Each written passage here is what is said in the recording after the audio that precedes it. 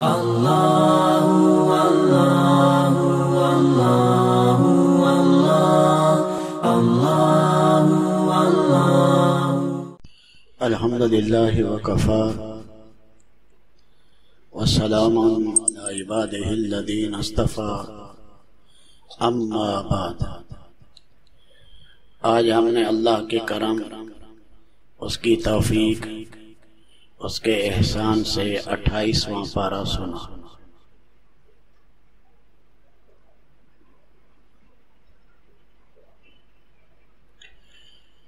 سورۃ مجادلہ سنی، پھر سورۃ الحشر سنی، پھر سورۃ ممتحنہ سنی، پھر سورۃ صف سنی، پھر سورۃ جمعہ سنی، پھر سورۃ منافقون سنی، پھر سورۃ تغابن سنی، پھر سورۃ طلاق سنی، آخر میں سورۃ تحریم سنی۔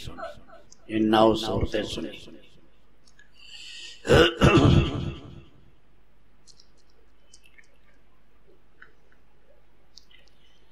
اوس بن صامت رضی اللہ تعالیٰ عنہ صحابی ہیں، اس نے اپنی بیوی سے زہار کر لیا کہ تو میرے اوپر ایسی ہے جیسے میری ماں۔ جاہلیت کے زمانے میں جب یہ کہتے تھے تو بیوی ہمیشہ کے لیے حرام ہو جاتی تھی۔ حرمت ابدی کا حکم ہوتا تھا، طلاق مغلظہ سے بھی سخت حکم تھا۔ بیوی کا نام ہے خولہ بنت ثعلبہ۔ یہ نبی کریم صلی اللہ علیہ وسلم کے پاس آئی، کہا میرے لیے کیا حکم ہے؟ میرے خاوند نے زہار کیا، ساری زندگی میں نے اس کے ساتھ گزاری ہے، اب میرے بچے بچیاں بھی ہیں، ان کے شادی کے مسائل بھی ہیں، اب زندگی ڈھل گئی، میرا گزران کیسے ہوگا؟ میں کس مشکل میں وقت گزاروں گا؟ اللہ کے نبی صلی اللہ علیہ وسلم نے فرمایا اس بارے میں کوئی حکم نہیں اترا۔ کہنے لگی سب کے حکم اتر رہے ہیں اور میرے بارے میں کوئی حکم نہیں اتر رہا۔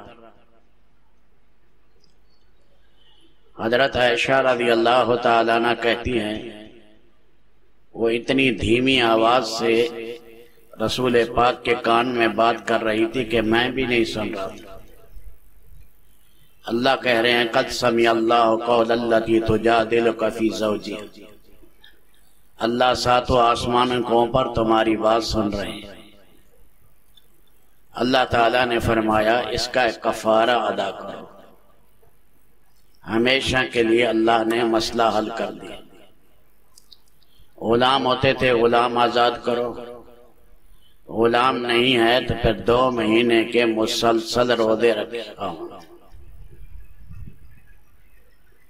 اگر 2 مہینے کے روزے نہیں رکھ سکتا پھر اسے چاہیے 60 مسکینوں کو صبح شام کھانا کھلائے،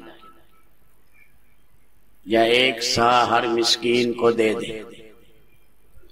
جب یہ آیات اتری تو اللہ کے نبی نے اسی صحابی کو بلایا، اوس بن صامت کو، تو کہا غلام آزاد کرو کہ میری ہمت نہیں کہ 2 مہینے کے روزے رکھو۔ کہا یا رسول اللہ میرا تو یہ حال ہے، بینائی کمزور ہے، 2 ٹائم 3 ٹائم دن میں کھانا نہ کھاؤں تو مجھے نظر ہی نہیں آتی۔ فرمایا پھر 60 مسکینوں کو کھانا کھلاؤ۔ فرمایا ان 2 پہاڑوں کے درمیان مجھ سے زیادہ مسکین بھی کوئی نہیں، آپ میری مدد فرمائیں۔ آپ علیہ السلام اور صحابہ نے مدد کی تو 60 مسکینوں کو کھانا کھلایا۔ اب یہ کفارہ ادا ہو گیا، بیوی حلال ہو گئی۔ آگے اللہ تعالی شانہ نے یہودیوں کی کچھ حرکات بیان کی۔ مسلمانوں کو دیکھتے تو چپکے چپکے سرگوشیاں کرتے کہ مسلمان ہم سے جلیں، اور ایک اور بڑی حرکت کرتے کہ پاک نبی صلی اللہ علیہ وسلم کے پاس آتے تو سلام یوں کرتے، السلام علیکم۔ سام کہتے ہیں موت کو۔ حضرت عائشہ نے سنا تو فرمایا وَلَعْنَةُ اللَّهِ وَغَضَبُ اللَّهِ عَلَيْكُمْ۔ آپ نے فرمایا عائشہ یہ کیا کہہ رہی ہے؟ فرمایا یا رسول اللہ آپ نے سنا نہیں، وہ یہ کہنے ہیں آپ پر موت واقع۔ فرمایا میں نے جواب دے تو دیا وعلیکم، ان کی بد دعا میرے حق میں قبول نہیں، میری بد دعا ان کے حق میں قبول ہے۔ اور سرگوشیاں کرتے تھے اور اللہ کے نبی کے پاس آ کر اللہ کے نبی کا وقت ضائع کرتے کہ یہ علیحدہ ہمیں وقت دے دیں۔ آپ شفقت سے وقت دے دیتے، پھر وقت ضائع کرتے۔ اللہ تعالی شانوں نے ایک حکم اتارا کہ آئندہ نبی پاک علیہ السلام سے بات کرنی ہے تو بات کرنے سے پہلے صدقہ کرو۔ اب سب پر گراں گزرا کہ پہلے صدقہ کریں پھر نبی پاک سے بات کریں۔ حضرت علی وہ شخص ہیں جنہوں نے 1 دینار صدقہ کیا اور پھر رسول پاک سے بات کی۔ مسلمانوں کے اوپر گراں گزرا تو اللہ نے پھر آئندہ کے لیے یہ حکم معاف کر دیا۔ ساتھ اس صورت میں یہ ہے کہ کہا جائے مجلس کے اندر وسعت کرو، آگے ہو جاؤ بھائی، مل جاؤ بھائی، مجلس کے اندر تو مل جائے کرو۔ تفصح اللہ یفصح اللہ لکم، مسجد میں مجلس میں اوروں کو بیٹھنے کی گنجائش بھی دو۔ اگر کسی کو امیر صاحب یہ کہہ دے بھی تو چلا جا، وہ چپ کر کے چلا جائے، کوئی حرج نہیں، اپنا آدمی ہے، بھی جگہ تھوڑی ہے تو یہاں سے ہٹ جا۔ آگے اللہ تعالیٰ نے فرمایا کہ جو اللہ رسول سے محبت رکھتے ہیں وہ اللہ کے دشمنوں سے دوستی نہیں کرتے۔ صحابہ نے اس کو کر کے دکھایا۔ حضرت عمر نے جہاد میں اپنے ماموں کو مارا۔ ابو بکر صدیق کے والد ابو قحافہ نے رسول پاک کو گالی دی، مسلمان نہیں ہوئے۔ ابو بکر صدیق جو ارحم و امتی ہے، اتنی کھینچ کر تھپڑ مارا کہ باپ گر گیا۔ فرمایا اللہ رسول کے مقابلے میں کسی کو ترجیح نہیں دیں گے، باپ ہو یا ماں ہو۔ اسی طرح ابو عبیدہ بن جرہ، ان کا نام ہے عامر ابن عبداللہ ابن جرہ، عامر ابن عبداللہ ابن جرہ۔ ان کا والد ان کے ہاتھ سے مارا گیا بدر میں۔ فرمایا ہم نے اللہ کو یہ دکھا دیا اے اللہ ہم کسی کے نہیں، ہم تیرے ہیں۔ آگے سورت حشر سنی۔ حشر کے معنی ہوتے ہیں جلا وطنی کی۔ رسول پاک علیہ السلام مدینہ منورہ آئے۔ یہود کے 3 قبیلے رہتے تھے۔ شہر کے اندر جو رہتا تھا بنی نذیر تھا، شہر کے کنارے پر بنی قینقاع تھا، بنی قریظہ تھا، ذرا کنارے پر آگے جا کر بنی قریظہ تھا جو سناروں کا کام زیادہ تر کرتے تھے۔ جب اللہ کے نبی آئے تو حکمت کے تحت آپ نے ان سے معاہدہ کر لیا، تم ہمارا تعاون کرنا، ہم تمہارا، ایک دوسرے سے لڑیں گے نہیں۔ بدر کے بعد انہوں نے سازش کی اور سازش کر کے 40 آدمی لے گیا کعب بن اشرف یہودی، اور ادھر مشرکین کے 40 آدمی بیت اللہ میں معاہدہ کیا کہ مسلمانوں کو صفحہ ہستی سے مٹا دیں گے۔ اللہ کے نبی کو خبر مل گئی۔ ایک تو یہ بات ہوگی، پتہ لگ گیا کہ انہوں نے معاہدات توڑ دیا۔ دوسری چیز، اللہ کے نبی نے 70 آدمی دعوت تبلیغ کے لیے بھیجے۔ وہ جو لے گیا ان کی نیت پلید تھی، انہوں نے سردار نے وہ حملہ کیا، ایک کم 70 کو شہید کر دیا۔ عمرو ابن امیہ زمری ایک صحابی بچ گئے، وہ اونٹوں پر تھے، وہ غم میں واپس آ رہے تھے، آگے 2 کافر آ رہے تھے۔ انہیں سمجھا کہ یہ قاتل قبیلے کے، انہیں مار ڈالا دونوں کو۔ حالانکہ وہ بنی عامر قبیلے سے تھے، مسلمانوں کے ساتھ معاہدہ تھا۔ وہ آئے رسول پاک سے کہا ہمارا تو آپ سے معاہدہ ہے، اور ہمارے 2 آدمی عمرو ابن امیہ زمری نے مار دی۔ اس نے کہا یا رسول اللہ میں غم میں تھا، میرے 69 ساتھی شہید ہوئے۔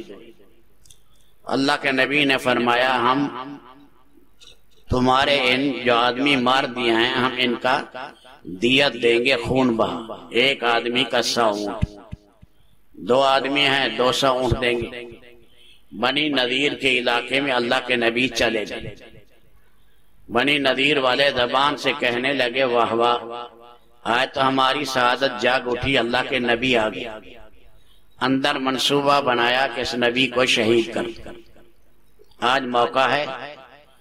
2 آدمی مقرر کی، عمر بن جہاش اور عمرو بن یامین، یہ 2 آدمی چچا بھتیجا تھے۔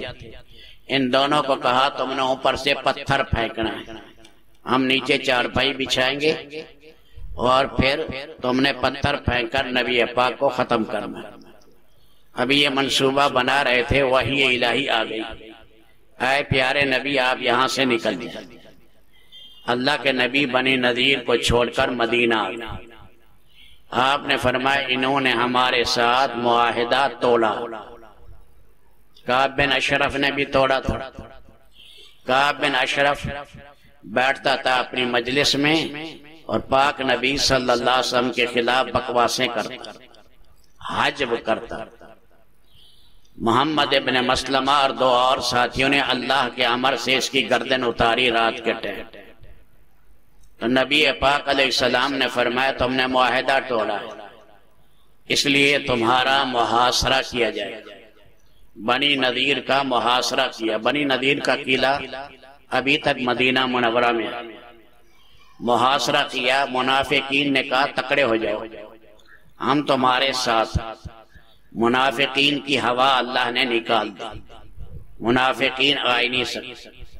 مسلمان جو تھے انہوں نے وہاں گھیرا ڈالا، 10 دن کا محاصرہ کیا۔ فرمایا ہتھیار یہاں چھوڑ دو، باقی سامان جو لے جانا چاہتے ہو لے جاؤ۔ کوئی شام کی طرف چلے گئے، کوئی خیبر کی طرف چلے گئے۔ یخربون بیوتہم بأیدیہم وأیدی المؤمنین، اپنے گھروں کو، کیواڑوں کو، چھتوں کو خود ہی توڑ رہے تھے، جس میں کہتے تھے ہم صدیوں یہاں رہیں گے۔ مان یا تم حصون، ہم ان کے قلعے ان کی حفاظت کریں گے۔ ایسے شاندار قلعے اپنے ہاتھوں سے اکھیڑ رہے ہیں۔ فَأَتَاهُمُ اللَّهُ مِنْ حَيْثُ لَمْ يَحْتَسِبُوا، اللہ نے ایسے ہاتھ ڈالا ہوش ہی نہیں رہے۔ تو یوں جو ہے بنی نذیر ذلت کے ساتھ نکلی۔ آگے انصار کی تعریف میں پورے 2 رکوع آئے، 2 صفحے ہیں کہ انصار کیسے تھے، مہاجرین پر کیسے جان دینے والے تھے، ان انصار کے کمالات بیان۔ اور فرمایا انصار کے اندر کوئی بغض نہیں، کسی کے بارے میں کینہ نہیں۔ ایک آدمی آ رہے تھے، اللہ کے نبی نے فرمایا یہ جنتی ہے، اگلے دن بھی وضو کر کے آیا کہ جنتی ہے، تیسرے دن بھی فرمایا جنتی ہے۔ عبداللہ ابن عمرو ابن عاص کہنے لگے میں اس کے گھر چلا گیا، 3 دن سویا، اس نے تہجد بھی نہیں پڑھی، لیکن اللہ کو یاد کرتا تھا کروٹ بدلتے۔ میں نے اس سے پوچھا اللہ کے نبی نے تجھے جنتی کہا ہے، تیرے اندر کیا خصوصیت ہے؟ اس نے کہا کہ میں اپنا سینہ ہر ایک کے بارے میں صاف رکھتا، کینہ نہ رکھنا، بغض نہ رکھنا، یہ کتنی بڑی نعمت ہے۔ سورۃ حشر ہے، اس کی آخری 3 آیتیں ہیں۔ اعوذ باللہ السمیع العلیم من الشیطان الرجیم 3 دفعہ پڑھیں، اور پھر ان آیات کو هو اللہ الذی لا الہ الا هو عالم الغیب والشہادہ سے آخر تک۔ یہ صبح جو پڑھے گا 70,000 فرشتے شام تک دعا کریں، شام کو پڑھے گا تو 70,000 فرشتے صبح تک دعا کریں گے نا۔ کون سی سورت ہے؟ سورۃ الحشر کی آخری 3 آیتیں، خیال کرنا۔ آگے ہم نے سنی سورۃ ممتحنہ، امتحان لینا۔ مسلمان عورتوں کا آگے امتحان لیا گیا ہے، سورت کا نام ہے ممتحنہ۔ ایک قصہ شروع میں اللہ نے بیان کیا کافر جو ہے نا کافر سے مدارات جائز ہے، مواسات جائز ہے، تجارت جائز ہے، کافر سے، کافر کے ساتھ ہمدردی جائز ہے، کافر کا علاج کر سکتے، کافر ہمارے ہاں ملازم رہے، ہم کافر کے ہاں ملازم رہے، اپنے دین کی حفاظت کرتے ہوئے یہ جائز ہے، لیکن کافر سے موالات جائز نہیں۔ موالات کہتے ہیں دلی دوست، دل تو ہم نے اللہ رسول کو دے دیا، دل ہم نے دے دیا اللہ رسول۔ 6 ہجری میں معاہدہ ہوا تھا، 7 ہجری میں اہل مکہ نے معاہدہ توڑ دیا، اس کی تفصیلات ہیں۔ اللہ کے نبی نے فرمایا بعض صحابہ سے کہ آہستہ آہستہ مکہ پر حملہ کی تیاریاں شروع کرو۔ ایک صحابی حاتم بن ابی بلتا، یہ تھے یمنی، ان کے بچے مکہ میں تھے، باقی صحابہ کرام تو رشتہ دار تھے، یہ رشتہ دار نہیں تھے مکہ والوں۔ انہوں نے کہا مکہ والوں پر میں کوئی احسان کر دوں جس کی وجہ سے میرے بال بچے محفوظ رہیں۔ ایک عورت تھی، اس کا نام ہے سارہ، وہ آئی مکہ سے مدینہ، اللہ کے نبی کے پاس آئی۔ آپ نے فرمایا ہجرت کر کے آئی ہو کہ نہیں، مسلمان ہو کے آئی ہو کہ نہیں، کیسے آئی؟ کہنے لگی بس مانگنے کے لیے آئی ہوں، بدر میں ہمارے آدمی مارے گئے، تم ادھر چلے آئے، اب ہمیں کوئی دینے والا نہیں۔ آپ نے فرمایا وہ نوجوان جو تیرے عاشق تھے، پیسہ خرچ کرتے تھے، وہ کہاں ہیں؟ اس نے کہا وہ سب پر ٹھپا لگ گیا، بدر کے بعد سب مایوس پڑے۔ اس عورت کا نام ہے سارہ، غالباً فتح مکہ کے موقع پر یہ مسلمان ہوتی ہے۔ تو سارہ ہے، مغنیہ تھی، گانے گاتی تھی۔ حاتم بن اللہ کے نبی نے اپنے رشتہ داروں سے کہا اس کی مدد کر دو، جتنا کسی نے پیسے دینے تھے۔ حاتم بن ابی بلتا نے مکہ والوں کو خط لکھ دیا، اس عورت کو چھپا کر خط دے دیا، جس میں تھا ان قریب اللہ کے نبی تمہارے اوپر حملہ کریں گے۔ اللہ کے نبی کا راز ظاہر کر دیا، خط دے دیا اس عورت کو۔ بدریہ وحی الہی کے اللہ کے نبی کو پتہ لگ گیا۔ آپ نے حضرت علی 1، مرثد غنوی 2، زبیر بن عوام 3، ان 3 کو اللہ کے نبی نے فرمایا بھاگو۔ ایک عورت جا رہی ہوگی مقام روضہ خاک میں، جگہ کا نام روضہ خاک میں، خط اس کے پاس ہے، خط چھین لو، خط کو مکہ نہ جانے دو۔ حاتم بن ابی بلتا کا لکھا خط ہے، انہوں نے گھوڑے دوڑائے، وہیں روضہ خاک میں عورت بن گئی۔ ٹھہر جا، ڈر گئی، کھڑی ہو گئی۔ خط نکال، کہ کوئی خط نہیں میرے پاس، کہ خط نکال، کہ نہیں کوئی خط۔ انہوں نے دھمکانے کے لیے کہا ننگا کر دیں گے۔ اس نے ازار بند سے خط نکال دیا، یہ خط لے کر آ گیا، اس عورت کو چھوڑ دیا۔ خط آ گیا مدینہ میں، آپ نے حاتم بن ابی بلتا کو بلایا کہ یہ خط کیوں لکھا تھا، راز کی بات۔ اس نے کہا یا رسول اللہ میں منافق بھی نہیں، اللہ کی قسم میں مومن ہوں۔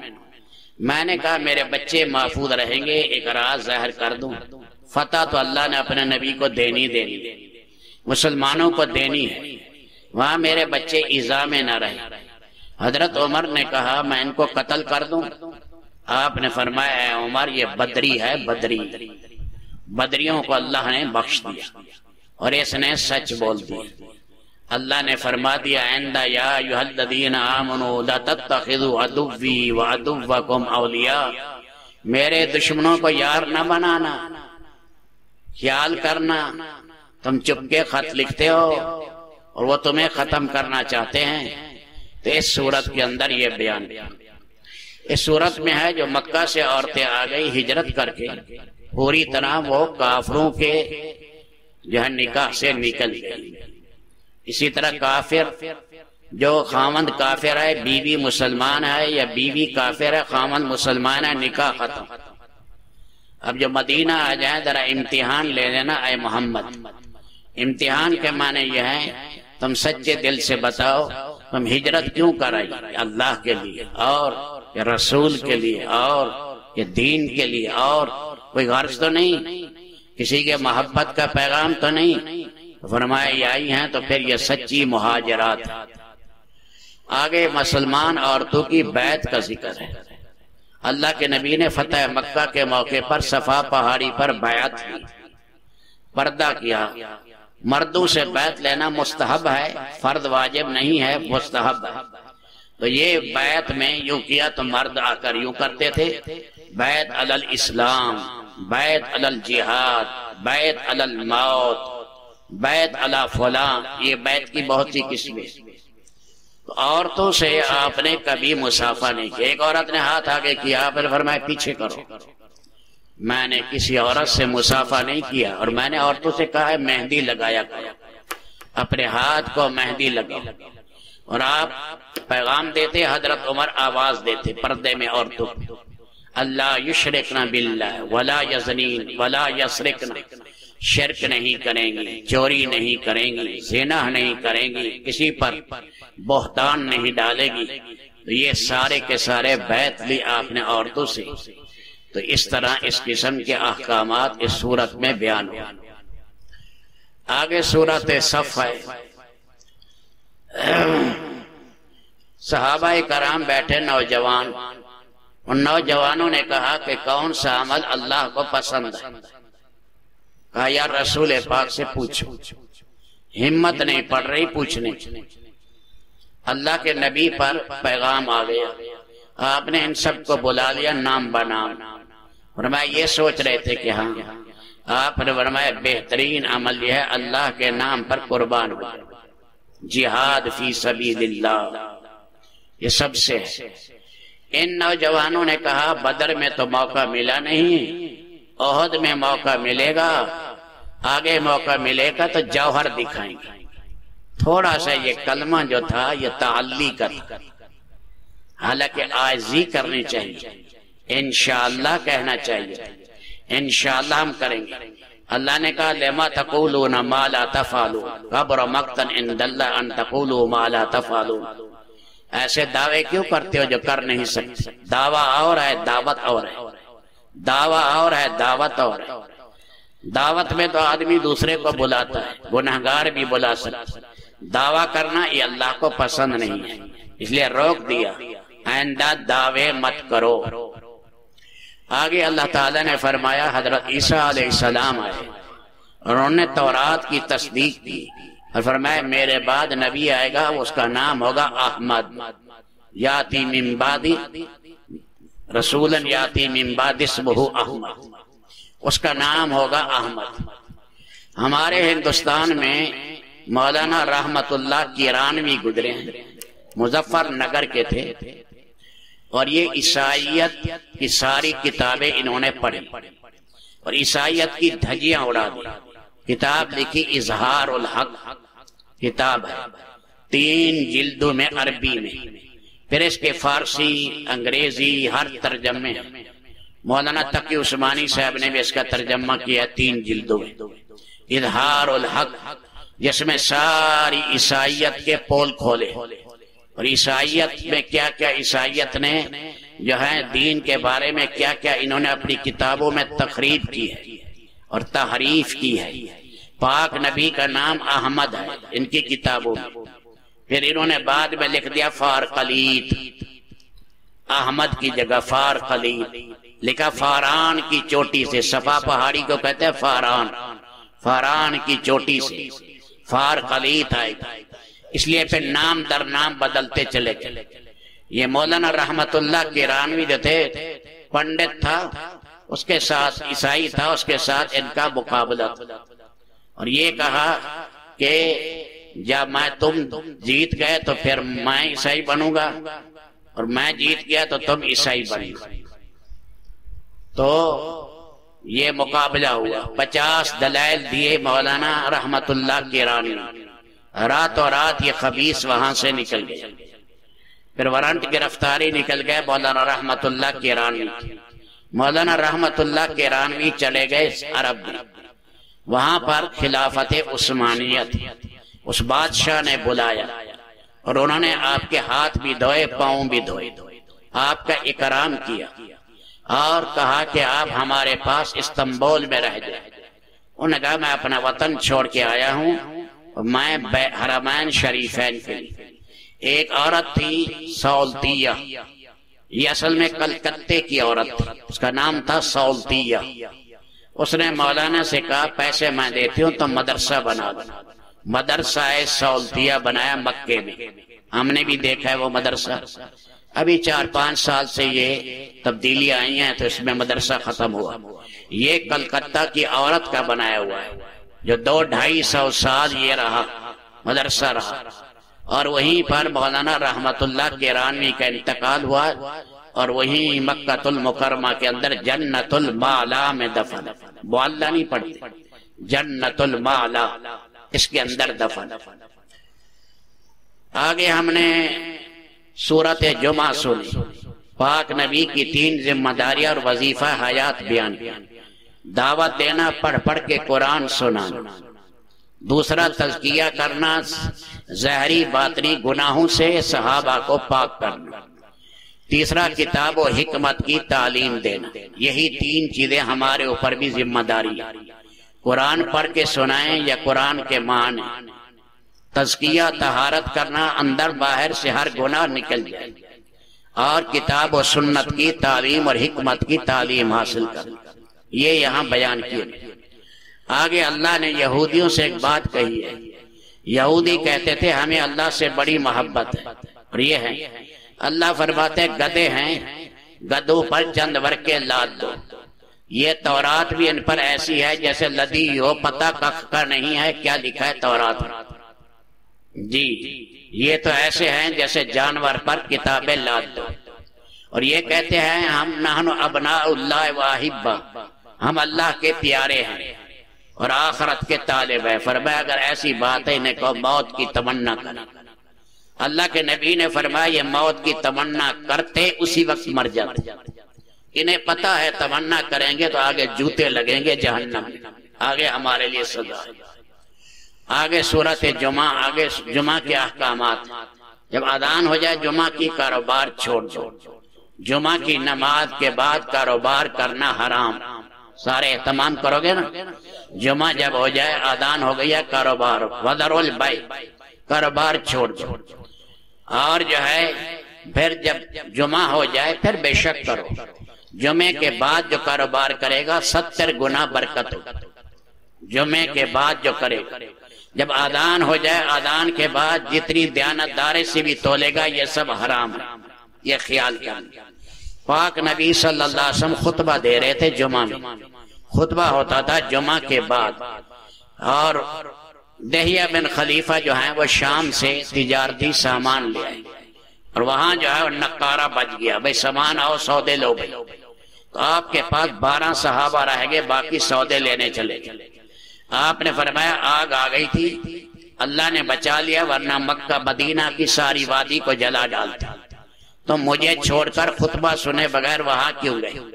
آئندہ شریعت نے خطبہ پہلے کر دیا کہ جمعہ کے ٹائم خطبہ پہلے ہوگا، جمعہ بعد میں ہوگا۔ یہ احکامات ہیں، تفصیل چلو تو پھر بڑی لمبی ہے، ساری رات بھی ایک رکوع ختم نہیں ہو سکتی۔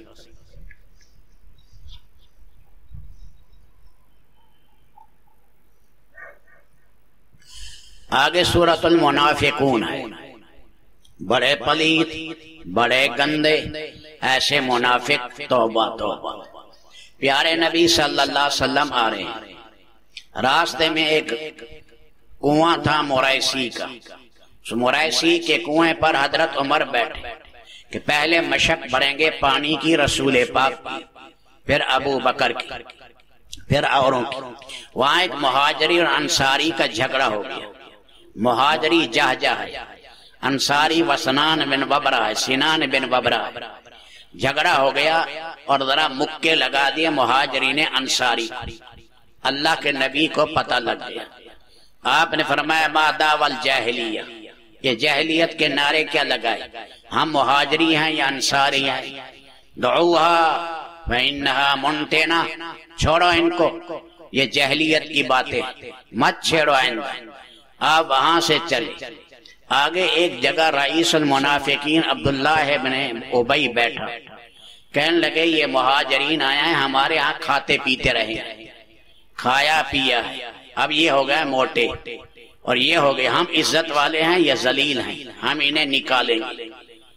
تو یہ بات زید ابن ارقم نے سن لی، اس نے جا کر اللہ کے نبی سے کہا، آپ نے فرمایا ایسے ہوا؟ کہنے لگے یا رسول اللہ ایسے ہوا۔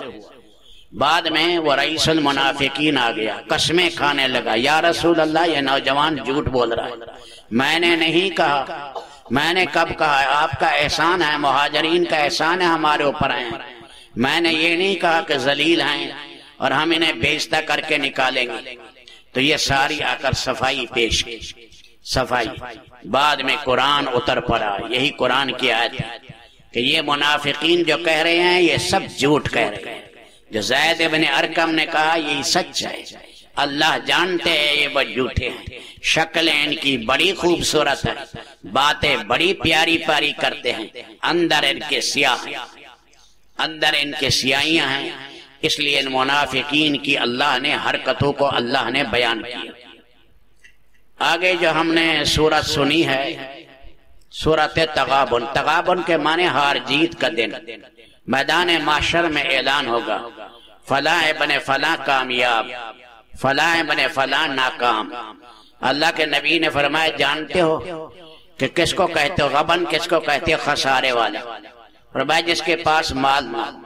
فرمایا آپ نے فرمایا غیبتیں کی، چگلیاں کی، نیکیاں دوسرے لے گئے اور ان کے گناہ اس پر لاد دیے گئے، اس لیے یہ سورت تغابن ہے۔ ایک دن آ رہا ہے ہار جیت کا، جو وہاں ہارا صدا کے لیے ہارا، وہاں جیتا صدا کے لیے جیتا۔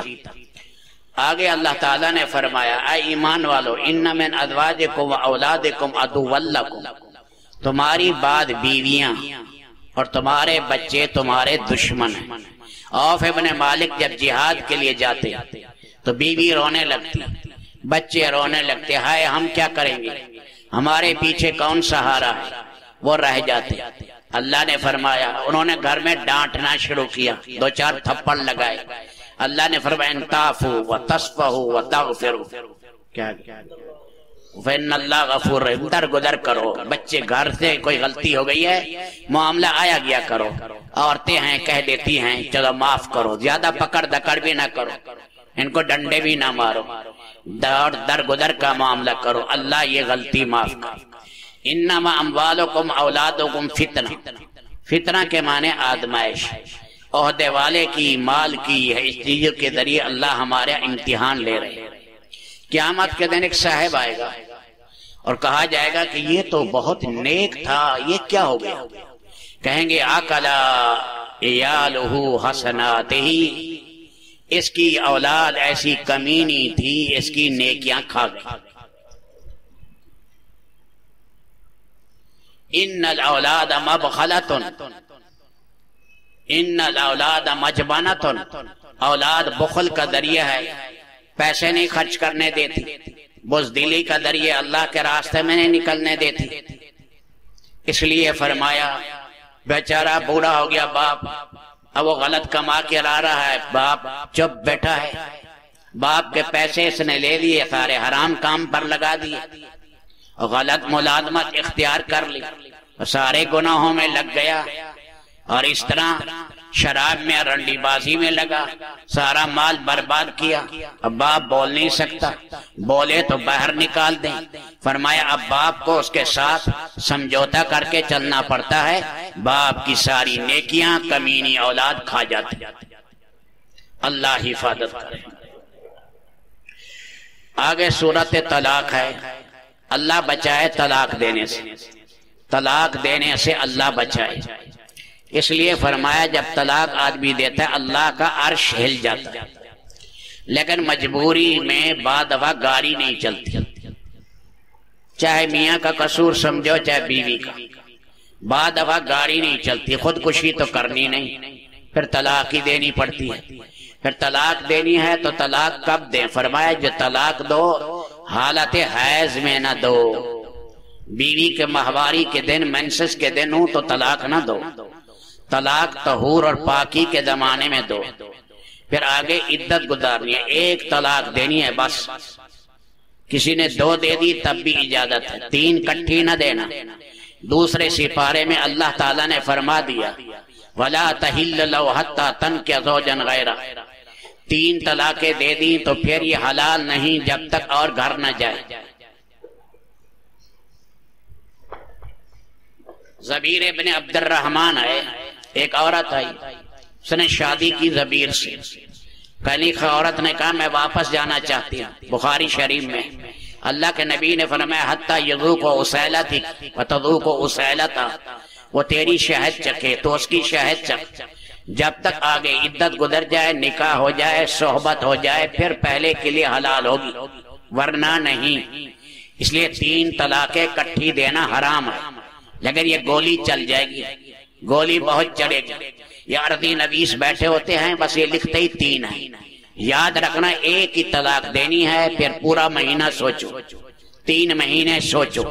طلاق کا شرعی طریقہ یہی ہوتا ہے، زیادہ سے زیادہ 2 طلاق، 3 طلاقیں کٹھی تو پھر یہ اپنے آپ کو ذبح کرنا ہے، چیخے مارے گا، اور گولی جو ہے 303 کی ہے، یہ پار چلی جائے گی۔ قرآن نے روکا اس سے بہت زیادہ۔ اب جو ہے طلاق دے دی ہے تو عام عورت 3 حیض گزارے گی عدت میں۔ خامد رجوع کرنا چاہتا ہے رجوع کر لے عدت میں۔ طلاقوں کے آگے قسمیں ہیں، طلاق رجی ہوتی ہے، طلاق کنایہ ہوتی ہے، طلاق مغلظہ ہوتی ہے، آگے تفصیلیں ہیں۔ اس لیے عدت گزارے 3 حیض، اگر حیض آتے، اس عورت کو حیض نہیں آتا پھر بعدوا بوڑھی عورت کو بھی طلاق دے دیتا ہے، پھر عدت 3 مہینے۔ جو حاملہ ہوگی اس کی عدت وضع حمل ہے، حاملہ جو ہے خامن فوت ہو گیا تو عدت ہے 4 مہینے 10 دن۔ خامن فوت ہو جائے یا طلاق دے، جس کے پیٹ میں حمل ہے اس کی عدت وضع حمل ہے۔ وزن طلاق دی یا خامن فوت ہوا، 2 گھنٹے کے بعد بچہ پیدا ہو گیا، عدت ختم۔ 8 مہینے کے بعد پیدا ہو گیا، پھر عدت ختم ہوگی۔ تو جو حاملہ عورت ہوتی ہے اس کی عدت وضع حمل سے ہوتی ہے۔ یہ احکامات اللہ نے بتائے۔ اس صورت میں سارے قرآن کریم سے زیادہ تقوی کی آیتیں بیان، کہاں بلا؟ سورۃ طلاق میں ہے، طلاق تقوی کی آیت۔ وَمَن يَتَّقِ اللَّهَ يَجْعَل لَّهُ مَخْرَجًا وَمَن يَتَّقِ اللَّهَ يَجْعَل لَّهُ مِنْ أَمْرِهِ يُسْرًا وَمَن يَتَّقِ اللَّهَ يُكَفِّرْ عَنْهُ سَيِّئَاتِهِ وَمَن يَتَّقِ اللَّهَ يُعْظِمْ لَهُ أَجْرًا۔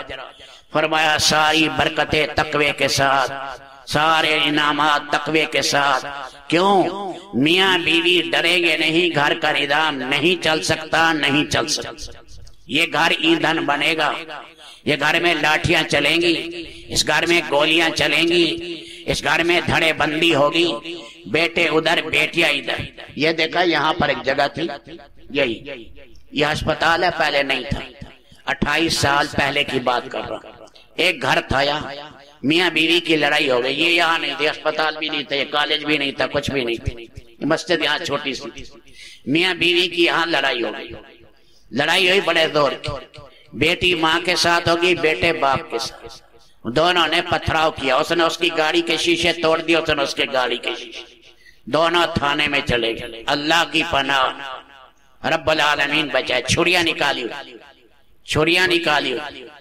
اس لیے یہ طلاق کا مسئلہ ہے، تقوی کی اللہ نے تعلیم دی ہے۔ وقت نہیں ہے، بین اڈے پر جانا ہے، وہاں دعا کرانی ہے، ورنہ میں آپ کو سناتا تقوی کی بات۔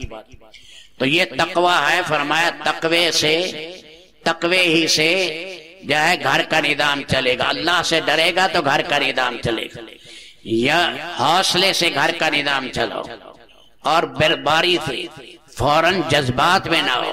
کئی لوگوں کو میں نے دیکھا یہاں روتے آتے، لڑائیاں ہی لڑائیاں گھر میں چل رہی ہیں، حوصلے نہیں ہیں، جذبات میں شادیاں کر لیتے ہیں، پھر اس کے اندر پریشانیاں۔ اللہ ہمیں تقوی کی زندگی عطا کرے، تقوی کی زندگی۔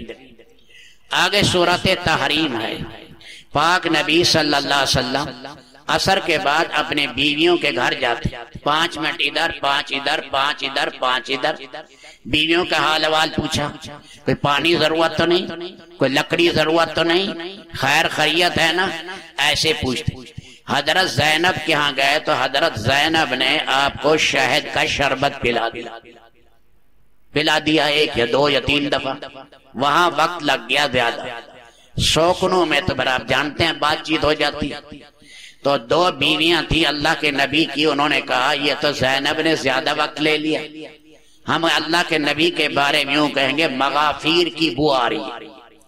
مغافیر ایک مکھی ہے، اللہ کے نبی سے کہا ایسا مغافیر کی بو آ رہی ہے، آپ نے فرمایا میں نے تو شہد پیا ہے، مغافیر تو میں نے لیا ہی نہیں۔ فرمایا شاید مغافیر جو ہے یہ شہد کی مکھی مغافیر کے پودے پر بیٹھی ہوگی، اس کی بدبو ہے۔ آپ نے فرمایا آئندہ میں شہد نہیں پیوں گا۔ اللہ تعالیٰ نے بتا دیا کہ یہ جو ان 2 بیویوں نے کیا محبت میں کیا لیکن غلط کیا، یہ غلط کیا۔ یہ آئے نبی آپ شہد کو کیوں حرام قرار دے رہے ہیں؟ لما تحرم ما احل اللہ لک تبتغی ازواجا مرضات ازواجک قد فرض اللہ تحلۃ ایمانکم۔ اللہ کی حلال چیز کو اے پیارے نبی آپ نے حرام کیوں قرار دیا؟ آئندہ آپ نے پھر قسم توڑی اور اس سازش کا پتہ لگا اور ازواج مطہرات کو ڈانٹا گیا کہ خبردار آئندہ نبی کے سامنے سچ بولنا ہے، جھوٹ نہیں بولنا۔ محبت ہے تو دائرے میں رکھو، محبت کے اندر جھوٹ بولنا یہ ٹھیک نہیں۔ آگے رب العالمین نے فرمایا قو انفسکم واہلیکم نارا، اپنے آپ کو اور اپنی اولاد کو جہنم کی آگ سے بچاؤ۔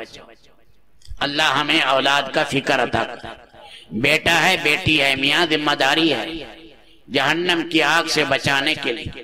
توبوا الی اللہ توبۃ نصوحا، اللہ کی طرف لوٹو۔ نصوح کے 2 معنی ہیں، خالص توبہ کرو، جم جاؤ، لوہے کی لکیر بن جاؤ، ڈٹ جاؤ، گناہ کا راستہ چھوڑ دو، جم جاؤ۔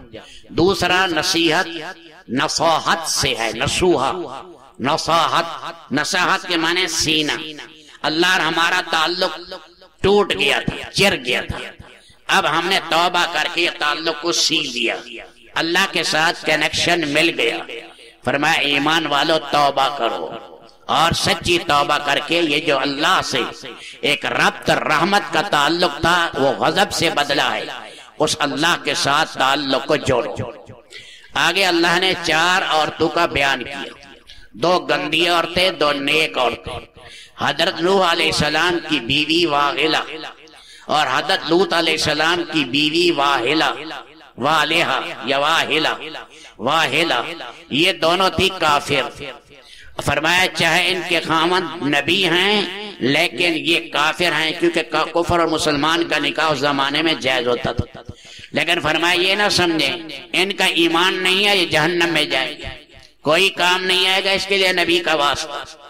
اور 2 نیک عورتوں کا بیان کیا، ایک حضرت آسیہ جو فرعون کی بیوی، جو موسیٰ علیہ السلام ہارون علیہ السلام پر ایمان لائی، اور ان پر ایک پتھر کی چاٹی رکھ دی گئی اور اوپر پتھر گرانے لگے۔ اس نے دعا مانگی اے اللہ اپنے گھر میں جنت میں نصیب کر۔ اس پتھر کے آنے سے پہلے اللہ نے روح اس کی اٹھا لی، فرمایا جنت میں یہ جائے گی اور انشاءاللہ محمد الرسول اللہ کی بیوی بنے گی۔ اور دوسری نیک عورت حضرت مریم صدیقہ، جس نے فرمایا اپنے دامن کو گندگی سے بچایا، عیسیٰ علیہ السلام کی اماں۔ اللہ نے ان دونوں عورتوں کی تعریف کی۔ رب العالمین ہمارے گھروں میں بھی خواتین میں نیکی کا شوق پیدا کرے۔ نیک عورت 70 اولیاء سے افضل ہے۔ ایک کمینی عورت 1000 غنڈے بھی مقابلہ نہیں کر سکتی۔ اگر عورت نے چادر حیا کی پھینک دی پھر نہیں رک سکتی، پھر کہیں نہیں رکے گی یہ عورت، اللہ کی پناہ۔ اس لیے شروع میں عورت کو سنبھال دو، شروع میں سنبھل گئی تو سنبھل گئی، ورنہ گندی عادتیں پڑ گئی تو خدا کی پناہ۔ رب العالمین ہمارے بچیوں کی، گھر والوں کی، سب کی حفاظت فرمائے۔ اللہم صلی علی سیدنا محمد وعلی آل سیدنا محمد وبارک وسلم۔ اللہ ہماری ساری تراویحاں قبول کر، اللہ ہماری ساری تراویحاں قبول کر۔ اے اللہ قرآن کریم کا سننا قبول کر، قرآن پر عمل کرنے والا بنا، ہمیں سچا داعی بنا، قرآن کو پھیلانے والا بنا، محمد عربی کا خادم بنا، صحابہ اور اہل بیت کا نوکر بنا، لا رمضان کی برکات سے مالا مال کر۔ اے اللہ ہمت اور شوق ہمارا بڑھا۔ وصلی اللہ تعالی۔